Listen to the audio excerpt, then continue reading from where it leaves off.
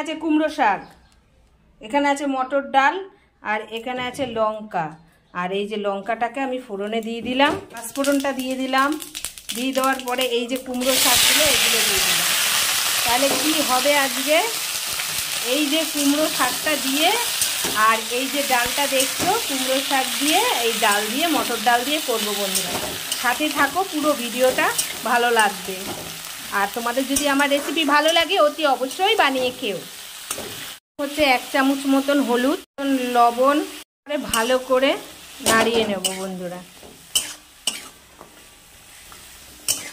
এটা হতে থাকবে, তার মধ্যে আমি একটু আদা বেটে নেব বন্ধুরা। আদাটা দিয়ে দেই, একটু কষানো হয়ে যাবে, খুব সুন্দর একটা গন্ধ আসবে। তখন এই যে পাতাটা আছে এই পাতাটা ঢেলে দেবো। পাতাটা দিয়ে একটু উজল পাজল করে দেবো। এইবার ডাঁটাটা আর পাতাটা সেদ্ধ হওয়ার জন্য ঢেকে দেবো বন্ধুরা। তারপরে এই যে লঙ্কাগুলো চিড়ে দিয়ে দিলাম। এখন ডাঁটাগুলো সেদ্ধ হয়ে গেছে আর এক ফোঁটাও জল নেই। এইবার আমি এই যে সেদ্ধ যে ডালটা আছে এই ডালটা ঢেলে দেবো। এবার ডালটার সঙ্গে ভালো করে মিশিয়ে দেবো।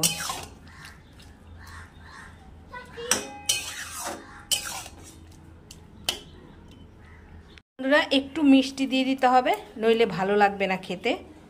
যাই হোক, আমার এই রেসিপি তোমাদের কেমন লাগছে অতি অবশ্যই কিন্তু কমেন্ট করো। দেখো মটর ডাল দিয়ে ঘন্ট, দেখো কত সুন্দর লাগছে। যাই হোক, ভাত বসিয়ে দেবো। এবার আমার ডালটা হয়ে গেছে, দেখতেই পাচ্ছ। এবার আমি ঢেলে নেব।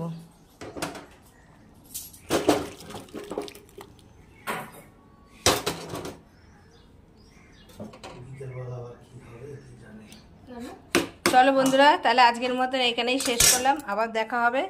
তোমাদের যদি ভালো লাগে বানিয়ে খেও।